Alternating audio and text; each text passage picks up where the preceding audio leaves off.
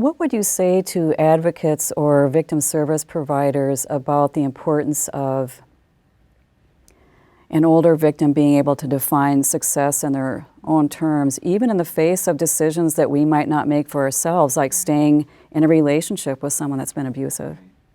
The concept of advocacy beyond leaving is one that I think the domestic violence movement in particular has done a lot of important thinking about over the last several years. When this movement began, when domestic violence services began to be created in the mid-1970s, the survivors that we particularly had in our vision were survivors who were desperately in need of a safe place to escape to. The experience of violence that was being described on hotlines and in other settings had us then create a set of services that were really designed to respond to that need that survivors were identifying.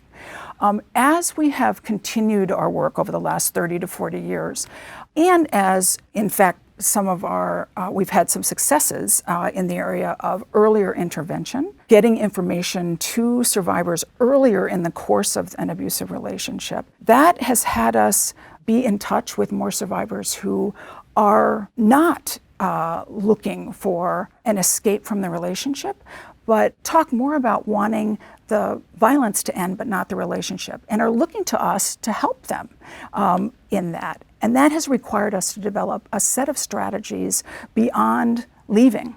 The tools that we often have available to us tend to be focused toward a criminal justice response, or a response that tends to be more invasive.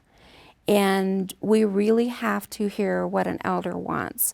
They have lived a very long life, and as they think about where they are at this point of their journey, they should be able to shape and define the next steps in their lives.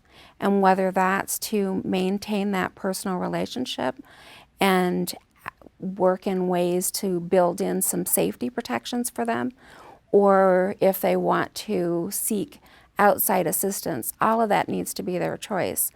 And when we look at the systems that are available to respond, they may not be the most effective for making changes for this elder. And we don't want to push an elder in a direction that's going to completely change their comfort levels, their lifestyle, and their choices. We do not advocate for divorce or separation. If a victim chooses to remain in an abusive relationship, that's fine. It's her choice. It's okay. Once again, we are there to support them through education, through age-appropriate resources. We understand that leaving is often not an option for an older victim, and we need to support that, and once again, build that into our programs. When we're dealing with older women or older men and we talk to them about self-determination, we have to really remove ourselves, remove judgment. Oftentimes I tell advocates, one of the reasons why we're in a situation that we're in as far as providing service provision is because we're judging them by the decision we would have made or the decision we may have made for someone that we love. And so you have to respect the decision that they're making. Some older women are having to leave the home that's paid for.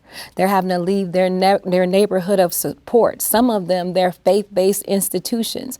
They're walking away. This decision could determine how they live the rest of their life. They love these individuals. They even love the individual that may have harmed them, meaning the intimate partner or the child. And disconnecting for some traditions is not a choice.